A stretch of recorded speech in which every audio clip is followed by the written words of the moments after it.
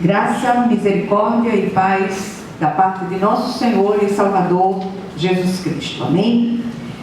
Mais um mês começando, nós somos premiados com um novo recomeço, que o Senhor possa estar trazendo livramento, vitórias, saúde nesse novo mês, em nome de Jesus. Amém? O pastor manda um abraço para toda a comunidade, ele está bem, e brevemente estaremos nos reunindo presencialmente. Vamos abrir nossa Bíblia hoje na primeira epístola de Paulo aos Tessalonicenses, capítulo 2, e vamos ler do versículo 1 ao 12. Diz assim a palavra do Senhor: porque vós, irmãos, sabeis pessoalmente que a nossa estada entre vós não se tornou infrutífera, mas apesar de maltratados e ultrajados em Filipos, como é do vosso conhecimento, tivemos ousada confiança em nosso Deus para vos anunciar o Evangelho de Deus em meio a muita luta, pois a nossa exortação não procede de engano, nem de impureza, nem se baseia em dolo. Pelo contrário, visto que fomos aprovados por Deus, a ponto de nos confiar Ele, o Evangelho, assim falamos, não para que agrademos a homens, e sim a Deus, que prova o nosso coração. A verdade é que nunca usamos de linguagem de bajulação, como sabeis, nem de intuitos gananciosos. Deus disto é testemunha. Também jamais andamos buscando glória de homens, nem de vós, nem de outros. Embora pudéssemos, como enviados de Cristo, exigir de vós a nossa manutenção. Todavia nos tornamos carinhosos entre vós, qual ama que acaricia os próprios filhos. Assim querendo-vos muito, estávamos prontos a oferecer-vos não somente o Evangelho de Deus, mas igualmente a própria vida. Por isso que vos tornastes muito amados de nós, porque vos recordais, irmãos, do nosso labor e fadiga, e de como noite e dia, labutando para não vivermos à custa de nenhum de vós, vos proclamamos o Evangelho de Deus. Vós e Deus sois testemunhas do modo porque piedosa, justa e irrepreensivelmente procedemos em relação a vós outros que credes.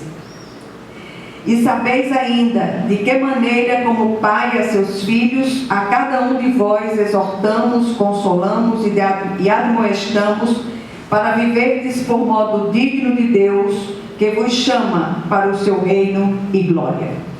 1 Tessalonicenses 2, de 1 a 12, é uma chamada para que apresentemos Cristo com um testemunho digno. O apóstolo Paulo foi alguém que sofreu os rigores da sua fidelidade ao Senhor por conta de todos que o perseguiam e o fustigavam. E o desejo do nosso coração hoje, mais do que em qualquer outra época, é que nós nos encorajemos uns aos outros a testemunhar sempre de um modo santo, justo e irrepreensível. Nunca foi tão necessário que os cristãos se posicionem como cristãos, não só no testemunho de palavras, no testemunho de contar coisas que aconteceram, isso é importante, mas o maior dos testemunhos é aquele que nós demonstramos com a própria vida. A vida de um servo de Deus nesta terra não é nada fácil, especialmente os que se desgastam na obra do Senhor. Paulo é um exemplo disso, como foi dito. Ele, embora andasse, depois de sua conversão, ele andasse santa, justa e irrepreensivelmente, era de todos os modos ultrajado, caluniado, perseguido, fustigado, tanto por gentios quanto por seus patrícios judeus. O que nos faz imaginar que conosco seria diferente. Hoje eu conversava com alguém a respeito de Paulo, a pessoa dizia, olha, tudo que ele viveu foi por conta da perseguição que ele fez aos servos do Senhor. Ele lançou muitos em cadeias, em prisões, isso, aquilo outro. E aqueles que não fizeram nada disso, e ainda assim são perseguidos. Eu tenho muito zelo com a palavra de Deus, e aquelas pessoas que não testemunham ou não aceitam de pronto a palavra pregada, é porque elas estão cegas. E uma das atribuições do adversário é cegar o entendimento dos incrédulos. E a gente não pode esquecer disso em nenhum momento. Quanto mais nos aproximamos do segundo advento, a segunda vinda de Cristo, mais e mais precisamos estar preparados para viver ou morrer por Cristo e sua obra. Será que estamos? Normalmente, quando se fala em sofrimento, quando se fala em perseguição, quando se fala em morte, muitos correm as léguas e desistem do caminho, desistem de seguir a Jesus. Contudo, é imprescindível um viver testemunhal de nossa parte, apesar de todos os pesares. E esse texto é uma chamada séria, que nós estejamos continuamente apresentando Cristo, eu repito, através de um testemunho digno. Esse viver, ele implica em andar em santidade perante Deus, de forma justa perante o mundo e de maneira irrepreensível perante os irmãos. Olha que coisa interessante. Esta palavra se aplica a todos, mas especialmente aos ministros de Deus, aos oficiais de igreja, aqueles que estão na linha de frente, como se costuma dizer hoje, no meio dessa pandemia, aqueles que estão na linha de frente, aqueles que estão expostos a todos os perigos.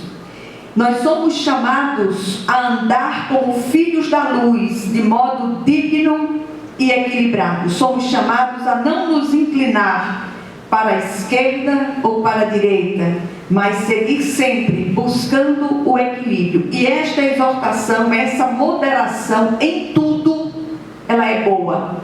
Em todas as áreas do conhecimento humano se aplica essa moderação. Hoje a gente vê muita loucura no meio daqueles que se dizem cristãos, tendendo para um lado, para o outro, sempre para extremismos.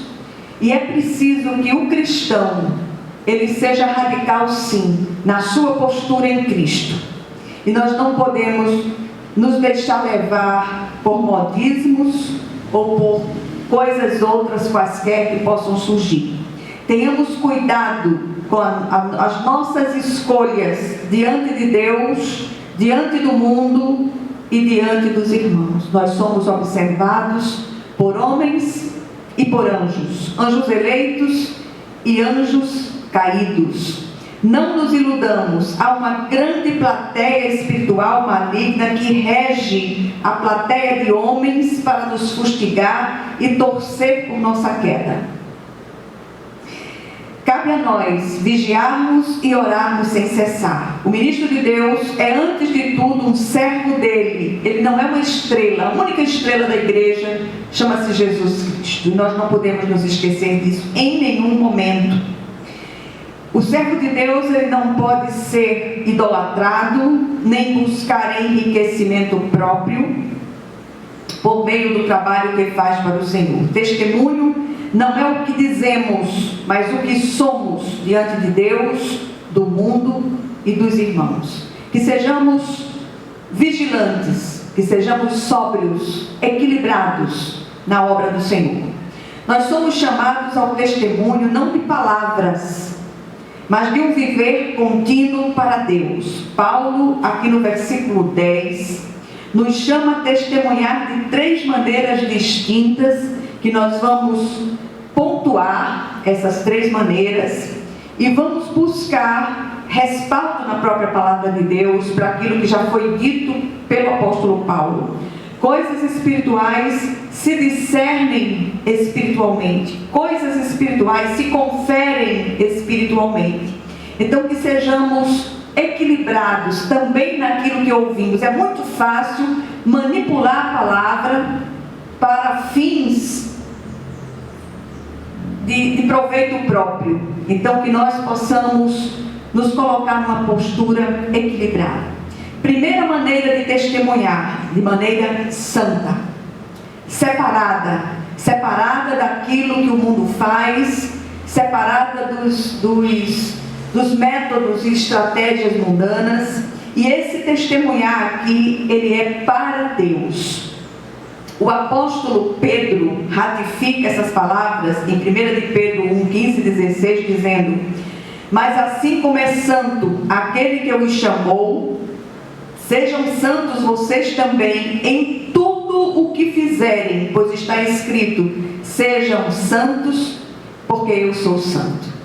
Num outro momento, falando aos Coríntios, capítulo 7 da segunda epístola, versículo 1, Paulo diz: amados, visto que temos essas promessas, purifiquemo-nos de tudo o que contamina o corpo e o espírito, aperfeiçoando a santidade no temor de Deus. O que é que nós temos percebido nos últimos tempos? Tem faltado temor de Deus. Temor e tremor diante de Deus. Porque há uma percepção equivocada de que o Senhor só está dentro das quatro paredes do templo de pedra e cal. Não há um só lugar onde podemos nos esconder de Deus.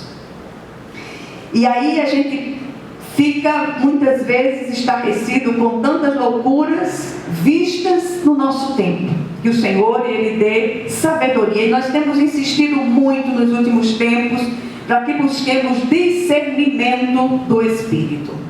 Fé, amor de uns para com os outros e discernimento do Espírito para entender, para compreender todas as demandas que temos enfrentado. A segunda maneira de testemunhar é de maneira justa. Esse testemunhar é para o mundo. Lá fora, as pessoas estão ávidas para apontar os nossos erros. E nós precisamos estar sempre a postos, porque mesmo esse testemunhar para o mundo é um testemunhar para Deus. As pessoas estão olhando, olha como é que aquele crente, aquela crente faz. E aí nós precisamos estar muito atentos, vigilantes. O salmista, no Salmo 37, 21, ele diz: os ímpios tomam emprestado e não devolvem, mas os justos dão com generosidade. Olha que coisa interessante. Nunca se viu tanta gente no meio do povo de Deus sem palavra. Nunca se viu tanta falta de assistência dentro dos próprios lares. Nunca se viu tanta falta de empatia com a dor do outro. E nós não podemos perder de vista que estamos aqui para fazer a diferença. Provérbios 13, 9 diz o seguinte: a luz dos justos resplandece esplendidamente, mas a lâmpada dos ímpios apagar-se-á. E a terceira e última maneira de se testemunhar é de maneira irrepreensível. E esse testemunhar é para os irmãos. E começa dentro da nossa casa. Quantos filhos não se convertem por causa da postura repulsiva dos seus pais? Pais não se convertem por causa da postura repulsiva dos seus filhos, que se dizem cristãos. Que nós possamos parar para pensar e perguntar ao Senhor: como tem sido o meu testemunhar? Como tem sido o meu testemunho? Efésios 1,4, Paulo diz: porque Deus nos escolheu nele, antes da criação do mundo, para sermos santos e irrepreensíveis em sua presença. Provérbios 11:5. A retidão dos irrepreensíveis lhes abre um caminho reto, mas os ímpios são abatidos por sua própria impiedade. Olha que coisa tremenda isso aqui. Palavra explicando a palavra. Que o Senhor nos ajude a começar esse novo mês, a começar essa nova jornada com um firme propósito. Que nós possamos apresentar Cristo de forma digna, de forma santa, justa e irrepreensível. Testemunhemos em todo o tempo, porque testemunhar não é o que dizemos, mas o que somos. Que o Senhor, Ele aplique essa porção da palavra aos nossos corações, em nome de Jesus.